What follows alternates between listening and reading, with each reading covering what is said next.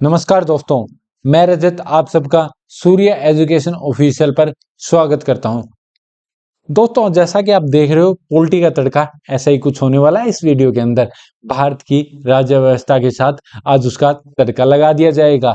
ठीक है दोस्तों, 30 प्लस क्वेश्चन ऐसे लेकर आया हूं जो कि बार बार एसएससी पूछती है, जो कि एसएससी सब्जी बनाने के लिए पहले तड़का मारती है। ऐसे क्वेश्चन उठा के लेकर आया हूं आपके लिए। आइए स्टार्ट करते हैं आज की वीडियो।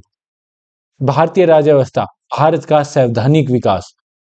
हमारे पास पहला क्वेश्चन है, रेगुलेटिंग एक्ट 1773 द्वारा सर्वोच्च न्यायालय की स्थापना कहाँ की गई थी? दोस्तों, ये की गई थी कोलकाता के अंदर। और दोस्तों, ये 1773 रेगुलेटिंग एक्ट के तहत 1774 में की गई थी। और इस सुप्रीम कोर्ट के अंदर 4 जजेस बैठाए गए थे। एक मुख्य न्यायाधीश था और 3 अन्य न्यायाधीश थे। ठीक है दोस्तों, जो मुख्य न्यायाधीश था उसका नाम क्या है? Lord Elijah Impey.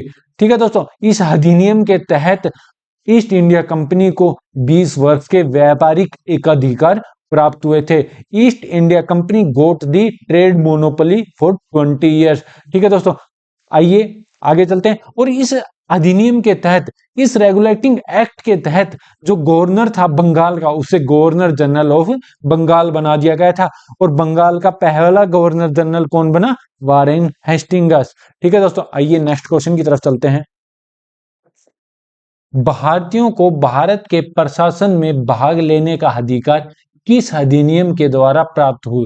तो इसका राइट आंसर होगा चार्टर एक्ट 1873। दोस्तों, चार्टर एक्ट 1873 के द्वारा भारतीयों को एक अधिकार प्राप्त हो गया था अपने प्रशासन में भाग लेने का। ठीक है दोस्तों, कंपनी के प्रशासन को केंद्रीकरण किया गया था और बंगाल का जो गवर्नर जनरल था उसे भारत का गवर्नर जनरल बना दिया गया था इस अधिनियम के तहत, चार्टर एक्ट 1833 के एक्ट। ठीक है दोस्तों, और कंपनी के सभी व्यापारिक एकाधिकार समाप्त कर दिए गए थे। तो जो 1773 में 20 वर्ष के लिए जो एकाधिकार शुरू किए थे वो 1833 में जाकर समाप्त कर दिए गए।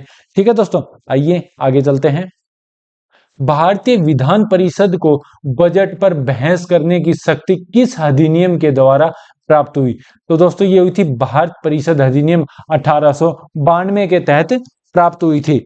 और दोस्तों, 1892 के अंदर हमें ये तो बहस करने की शक्ति तो प्राप्त होगी, लेकिन दोस्तों हमें मत डालने की शक्ति 1892 में भी प्राप्त नहीं हुई। ठीक है दोस्तों, आइए आगे चलते हैं। केंद्रीय विधानमंडल सर्वप्रथम किस अधिनियम द्वारा द्विसदनीय बनाया गया? दोस्तों, ये बनाया गया था 1919 के भारत शासन अधिनियम के द्वारा। द्विसदनीय मतलब प्रांतों के अंदर बना दिया गया था और केंद्र के अंदर अलग बनाया गया था। दोस्तों, 1919 के भारत शासन अधिनियम को क्या बोलते हैं? मॉन्टेग्यू चेम्सफोर्ड सुधार अधिनियम भी बोलते हैं। इस अधिनियम के तहत अंग्रेज अफसरों के वेतन पुनः ब्रिटेन से दिए जाने लगे। दोस्तों, पहले अंग्रेज जो अफसर थे उनका जो वेतन था वो भारत से ही दिया जाता था, लेकिन 1919 के भारत शासन अधिनियम के द्वारा उनका वेतन ब्रिटेन से आने लगा और प्रांतों में द्वैध शासन लागू कर दिया गया 1919 से 1935 तक। ठीक है दोस्तों, आइए आगे चलते हैं।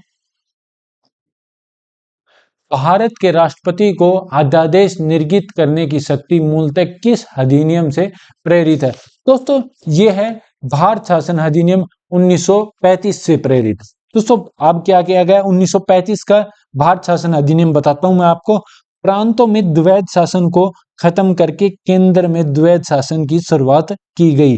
ठीक है दोस्तों, कब की गई? 1935 के अंदर की गई। अब केंद्र और प्रांतों के बीच शक्तियों का बंटवारा कर दिया गया और 1 अप्रैल 1935 को हमारे भारत में रिजर्व बैंक ऑफ इंडिया की स्थापना की गई।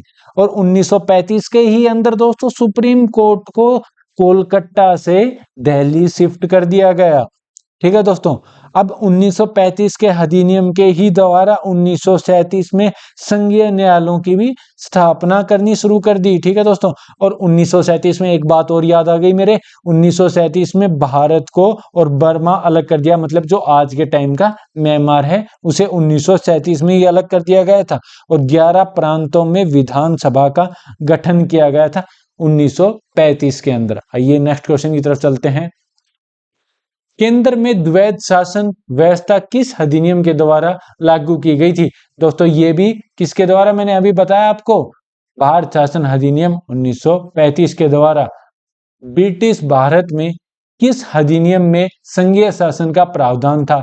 तो दोस्तों ये भी किस में था? भारत शासन अधिनियम 1935 में। अखिल भारतीय संघ स्थापित करने का प्रावधान किस अधिनियम में किया गया था? दोस्तों ये किया गया था भारत शासन अधिनियम 1935 के अंदर। दोस्तों मैंने बताया था आपको कि भारत के संविधान में केंद्र और राज्यों के मध्य किए गए शक्तियों के विभाजन भारत सरकार 1935 पर आधारित है। आइए आगे चलते हैं। एक निर्वाचित संविधान सभा द्वारा भारत के संविधान का निर्माण करने का प्रस्ताव किसके द्वारा दिया गया था?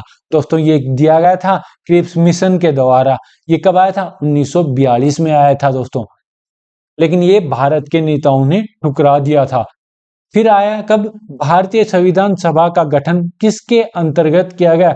दोस्तों ये किया गया था कैबिनेट मिशन के अंतर्गत किया गया था। ये कब आया था? 1946 के अंदर आया था। आइए आगे चलते हैं। कैबिनेट मिशन द्वारा प्रस्तुत योजना के अनुसार संविधान सभा में प्रांतों में प्रतिनिधियों के निर्वाचन किस अनुपात में था? दोस्तों ये था 10 लाख की जनसंख्या पर एक सदस्य था। ठीक है दोस्तों। हमारे पास नेक्स्ट क्वेश्चन है, भारतीय संविधान का निर्माण करने वाली संविधान सभा के सदस्यों का चुनाव किसके द्वारा किया गया था? दोस्तों ये चुनाव किसके द्वारा किया गया था? विभिन्न प्रांतों की विधानसभाओं के द्वारा किया गया था। आइए आगे चलते हैं। भारत की संविधान सभा की पहली बैठक कब हुई थी? दोस्तों ये हुई थी 9 दिसंबर 1946 को। और दोस्तों सेकंड कब हुई थी? 11 दिसंबर 1946 को। और थर्ड कब हुई थी? 13 दिसंबर 1946 को।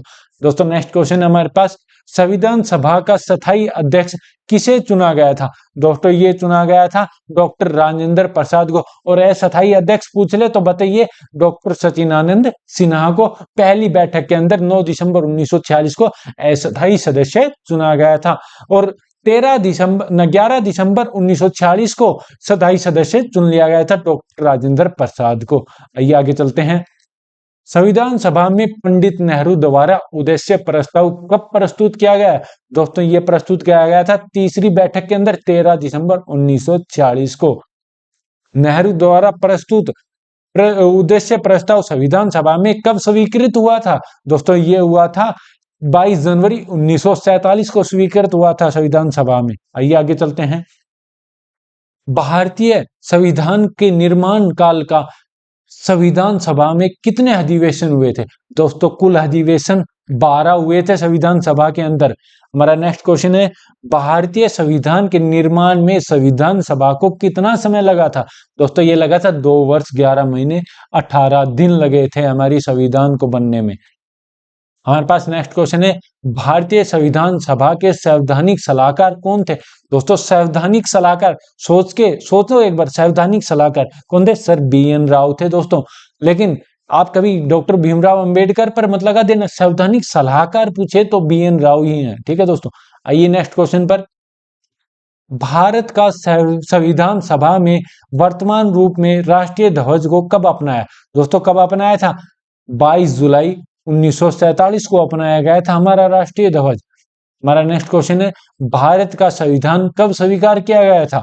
दोस्तों ये किया गया था 26 नवंबर 1949 को। लेकिन इसमें कुछ ही अनुच्छेद स्वीकार किए गए थे। पूर्णतः से स्वीकार कब किया गया था? 26 जनवरी 1950 को। देखो ये आ गया नेक्स्ट क्वेश्चन, भारतीय संविधान पूर्णतः कब लागू हुआ था? 26 जनवरी 1950 को लागू हुआ था। आइए नेक्स्ट क्वेश्चन पर चलते हैं। 26 नवंबर 1949 को भारतीय संविधान किसके द्वारा अधिनियमित किया गया था? दोस्तों ये किया गया था संविधान सभा के द्वारा। ठीक है दोस्तों। जन गण मन को भारत के राष्ट्रगान के रूप में कब अपनाया गया था? दोस्तों ये अपनाया गया था हमारे जो संविधान लागू हुआ था उससे 2 दिन पहले, मतलब कि 24 जनवरी 1950 को अपनाया गया था। ठीक है दोस्तों। भारत सरकार द्वारा अशोक स्तंभ को राष्ट्रीय चिन्ह के रूप में अंगीकृत कब किया गया था? दोस्तों ये किया गया था 26 जनवरी 1950 को। ठीक है दोस्तों। संविधान सभा की झंडा समिति के अध्यक्ष कौन थे? ये थे डॉक्टर राजेंद्र प्रसाद। आइए आगे चलते हैं। संविधान सभा के कार्यों से संबंधित समिति के अध्यक्ष कौन थे? दोस्तों ये थे जीवी मावलंकर। ठीक है दोस्तों, ये एग्जाम में बहुत बार पूछे जाते हैं ये सभी क्वेश्चन। आप इन्हें एक बार 2-3 बार वीडियो देखोगे तो आपके एकदम कंठस्थ याद हो जाएंगे। ठीक है दोस्तों, आइए नेक्स्ट क्वेश्चन पर चलते हैं। संविधान सभा ने डॉक्टर भीमराव अंबेडकर की अध्यक्षता में प्रारूप समिति का गठन कब किया था? दोस्तों ये किया था 29 अगस्त 1947 को। ठीक है दोस्तों, मिलते हैं जल्दी नेक्स्ट वीडियो में। अगर आपको ये पसंद आई है तो कमेंट सेक्शन में जरूर बताइए। तब तक आप इसे लाइक, शेयर और सब्सक्राइब अवश्य कर दीजिए। दोस्तों अगर आप कमेंट में ज्यादा से ज्यादा कमेंट करोगे कि अच्छी लगी तो मैं जल्दी आपके लिए पॉलिटी पर नेक्स्ट वीडियो लेके आऊंगा। ठीक है दोस्तों, मिलते हैं नेक्स्ट वीडियो।